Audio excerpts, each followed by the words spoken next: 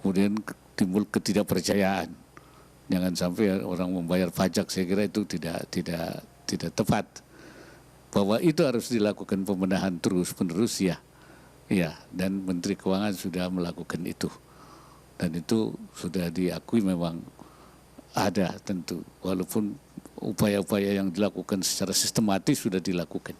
Saya minta kepada Pak Wamen, kepada Pak Dirjen Pajak, kepada seluruh sekjen dan seluruh jajaran Kementerian Keuangan untuk terus melihat dan mengidentifikasi kelemahan dari 3 layer pertahanan dari sisi kerangka integritas.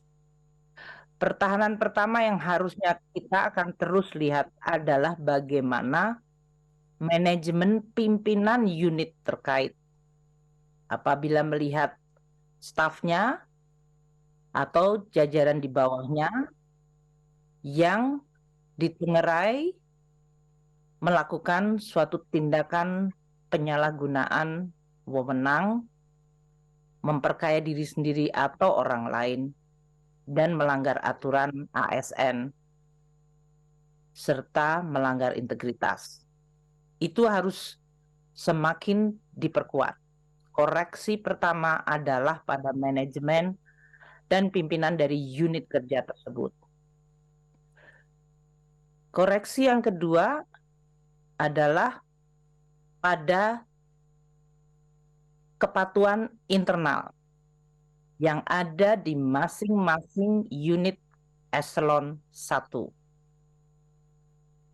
Jadi keberadaan dan peran dari unit kepatuhan internal untuk melaksanakan disiplin, mengidentifikasi, dan membuat pencegahan awal harus semakin diperkuat.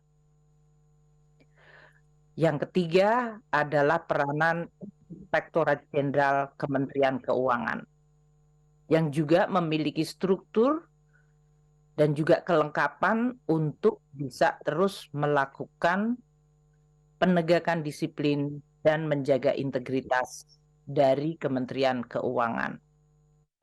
Ya, itu tadi pernyataan dari Wapres Ma'ruf Amin dan juga setelah itu dari Bu Sri Mulyani menyatakan ada 3 layer pertahanan kerangka integritas Kemenkyu. Saya akan langsung ke Mas Pras. Mas Pras, artinya kalau berbicara terkait dengan 3 layer pertahanan untuk dievaluasi, untuk diperkuat, tadi Bu Menkyu katakan, sejauh ini sebetulnya 3 layer ini apakah memang dijalankan atau sejauh mana Anda melihatnya? Karena memang dengan adanya kasus RAT ini berarti masih ada celah dari 3 layer yang harus dievaluasi, harus terus diperkuat ini tadi, Mas Pras. Baik, kalau kita bertolak dari kasus ini, sebenarnya kasus ini memang anomali ya. Kita mendapatkan informasi itu dari media sosial setelah viral terjadi kasus. Jadi memang dalam kondisi normal sebenarnya tidak ada informasi yang bisa langsung diterima oleh pemerintah atau oleh inspektorat. Tetapi karena pengalaman seperti inilah kita menjadi maklum, dulu kita ada pengawasan melekat. Pengawasan terhadap pola perilaku para pegawai, rekan kerja yang dilakukan oleh pimpinan unit supaya terawasi apakah lalu perilakunya sesuai dengan profilnya. Jadi kalau yang dilakukan oleh yang bersangkutan kan bisa dilihat aktivitas di dalam tempat kerja sebenarnya. Lalu ada pengawasan oleh unit eselon 1 yang lebih luas lagi. Dan ini kan semua sekarang difasilitasi dengan WISE, Whistleblowing System Kementerian Keuangan. Sarana pengaduan pelaporan yang dijamin dan akan ditindaklanjuti. Jadi siapapun yang melihat perilaku yang menyimpang, yang janggal, boleh melaporkan karena tujuannya untuk kontrol. Karena tidak mungkin kita surveillance secara terus-menerus ke seluruh pegawai dan keluarganya. Maka kita fasilitasi. Karena ada resiko juga penyembunyian harta, penyamaran, pencucian uang, dan lain-lain yang mungkin tidak mudah di-capture. Itu saya rasa yang sekarang perlu kita bersama-sama jadikan momentum ini untuk penguatan, Mas Jaya. Ya, Jadikan momen penguatan, jadikan momen untuk bersih-bersih juga. Nah, ini terkait dengan sanksi, mungkin saya sebelum ke Mbak Alma, saya akan ke Bang Saur terlebih dahulu. Bang Saur, artinya kalau Anda melihat apa yang tadi sudah diungkapkan oleh Mas Pras begitu, terkait dengan 3 layer yang harusnya diperkuat tadi. Ada yang mungkin ditambahkan, Bang Saur? Ya, kalau menurut saya konsep itu saya kira udah tepat. Cuman dari segi konsep teori, saya kira sudah lama itu didengungkan oleh Ibu Menteri. Ya. Kalau saya melihat Jaya, momentum kejadian dari saudara Rafael ini, karena tahun 2012 kan sudah dilaporkan ke KPK, kemudian juga kejaksaan. Nah, karena ini menyangkut reputasi juga Kementerian Keuangan, khususnya Inspektur Jenderal, dan juga sebagai lembaga penegak hukum dalam konteks ini Kejaksaan Agung, mereka ini harus mendeklar. Karena laporan dari PPATK itu cukup signifikan, ada diduga tidak dana-dana ini. Mengapa sampai katakanlah 10 tahun kemudian tidak ada update-nya, sehingga saudara Rafael ini seperti normal aja. Nah, dan yang kedua, orang kalau cara menyuci uang kan seperti misalnya dideklar kalau mobil yang dimiliki oleh yang digunakan oleh Ananda tidak memiliki namanya.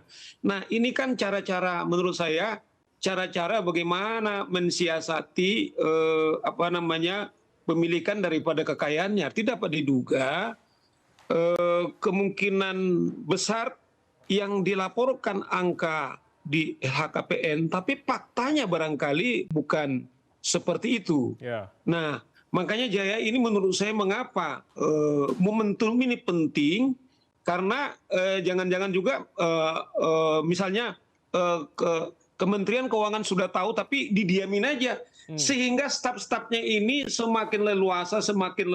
Nah, oleh karena itu kita harus dikasih sanksi seberat-beratnya, tapi di atas itu adalah sanksi pidananya, apakah itu dugaan korupsinya atau money laundering. Saya kira momentum ini harus diusut tuntas oleh Kementerian Keuangan, dan juga saya kira Kejaksaan juga harus merilis, karena belum kita dengar mengapa misalnya Kejaksaan tidak mengupdate data yang diberikan PPATK. Baik. Sehingga ini nanti juga berdampak, itu yang saya bilang, bahwa biasanya tipikal korupsi bentuk seperti ini, kalau kita mengacu misalnya kejahatan yang terjadi di Mahkamah Agung, 2 hakim yang ditangkap, ada 4 layer kan yang ditangkap. Mulai daripada hakim institusial, kemudian staf, kemudian juga sama staf-staf di bawahnya. Nah, kita tidak mau apa yang telah dibangun oleh Ibu Menteri selama ini, bahwa Kementerian Keuangan sebagai benchmark, dan memang itu adalah wajib karena mereka adalah memungut dana-dana dari masyarakat melalui pajak-pajak kita. Mereka ini dituntut 10 kali standar moralnya sebagai contoh di publik, karena menyangkut trust uang yang diberikan atau dikumpulkan oleh kawan-kawan di Kementerian Keuangan. Nah, menurut saya kasus ini kemudian menyasar juga bahwa bukan tidak mungkin juga banyak seperti Rafael yang lain kali sekarang ini disiasati atau diseriusi oleh kawan-kawan di Kementerian Keuangan. Baik. Gitu usul saya. Baik, saya akan langsung ke Mbak Almas menambahkan apa yang tadi sudah diungkapkan oleh Bang Saur terkait dengan sanksi juga ini. Iya. Sebelum ke sanksi mungkin ini ya, tadi ada concern soal larangan memamerkan gaya hidup mewah gitu. Nah, kami di ICW melihat memamerkan gaya hidup mewah ini singgungannya pertama terkait dengan etika, etis atau tidak etis, kemudian yang kedua terkait dengan kepercayaan publik. Tetapi rekomendasi utama kami kepada Kementerian Keuangan adalah bagaimana Kementerian Keuangan kemudian ke depan perlu memperkuat mekanisme pencegahan dan early warning system gitu ya, pendeteksian dini. Mulainya dari mana untuk kalau misalnya ini kan sudah LHKPN semua dilaporkan, bahkan tidak hanya pejabat atau penyelenggara negara yang wajib lapor LHKPN, dalam artian semua pegawai Kemenkeu sudah diwajibkan untuk menyampaikan laporan harta kekayaan. Ini sudah satu langkah yang positif begitu ya, tapi tidak hanya dikumpulkan, dianalisis, kemudian diperiksa apakah misalnya ada peningkatan harta yang tidak wajar dalam periode-periode tertentu misalnya, kemudian dibuat prioritas. Kalau memang tidak bisa dilakukan pemeriksaan menyeluruh terhadap semua pegawai di Kementerian Keuangan, buatlah skala prioritas. Pejabat-pejabat mana misalnya yang penting atau yang perlu mendapat perhatian khusus. Yang masuk misalnya daftar merah pejabat, tadi ya? Iya, misalnya pejabat eselon 1, eselon 2, eselon 3, begitu ya.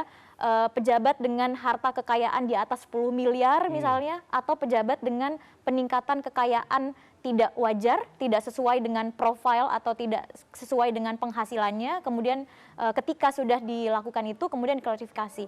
Nah, tadi disampaikan kasus ini anomali begitu ya, karena mendapatkan informasi dari media sosial.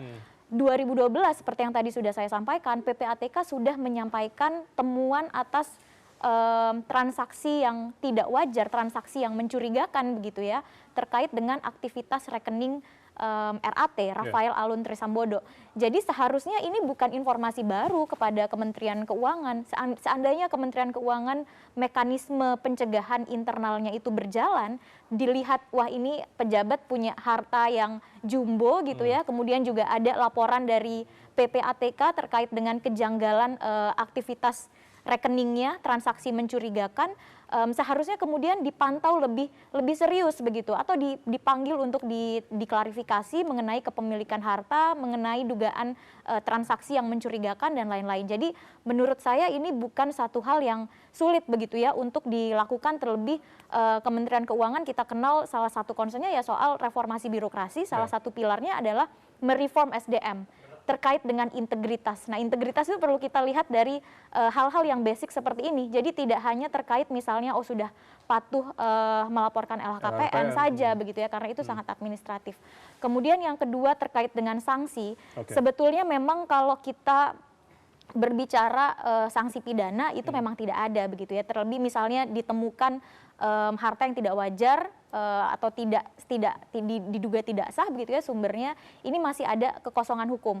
Makanya ini perlu kita jadikan satu momentum juga untuk kemudian menagih janji pemerintah, menagih janji Presiden Jokowi untuk kemudian meratifikasi atau mengatur terkait dengan illicit enrichment atau pengaturan terkait dengan harta yang tidak sah sumbernya. Nah, ini belum diatur di pidana kita. Ini mungkin bisa kita katakan sebagai kekosongan hukum yang menjadi hambatan. Tetapi berbicara soal sanksi, ada juga sanksi administratif. Misalnya spesifik diatur di PP 91 tahun 2021 tentang disiplin PNS, seperti tadi disampaikan begitu ya, ada layering sanksi, dan ini terkait pelaporan LHKPN juga. Jadi Kementerian Keuangan seharusnya juga tidak kalau ini kemudian dilakukan secara serius pemeriksaan atas LHKPN dan kemudian ditemukan ada dugaan-dugaan pelanggaran, sanksi-sanksi yang sudah diatur dalam disiplin PNS mulai dari misalnya pemotongan tunjangan kinerja sampai kemudian pemberhentian, ini kan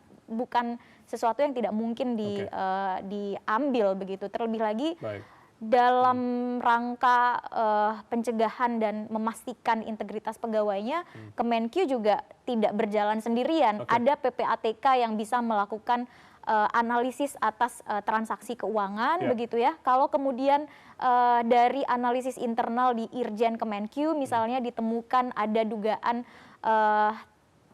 perolehan harta yang tidak sah, bisa dilanjutkan kepada aparat yang berwenang begitu ya. Jadi perlu proaktif, tidak hanya tidak hanya menunggu ada laporan dari masyarakat, ada laporan dari masyarakat. Mungkin masyarakat akan melapor ketika misalnya melihat ada pejabat Kemenkyu yang bergaya hidup mewah. Itu pun kalau masyarakat tahu bahwa yang bersangkutan adalah pejabat Kementerian Keuangan. Dan saya rasa ini tidak hanya catatan atau dorongan terhadap Kementerian Keuangan begitu ya, tetapi saya yakin di instansi-instansi lain problem yang serupa itu juga potensial terjadi.